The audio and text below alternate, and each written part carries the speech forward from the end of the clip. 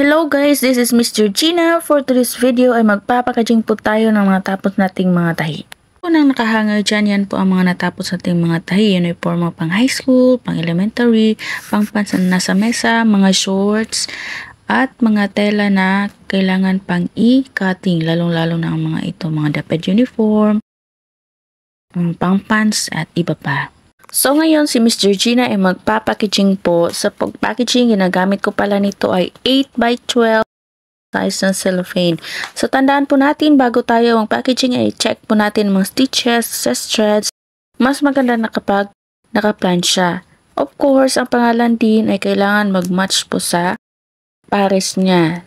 Sa short at saka mga polo. Baka dito hindi tayo magkamali sa pagpares nito. Baka naman may good quality products po tayo kasi di po natin maiiwasan lalong-lalo na kapag tayo ay nagmamadali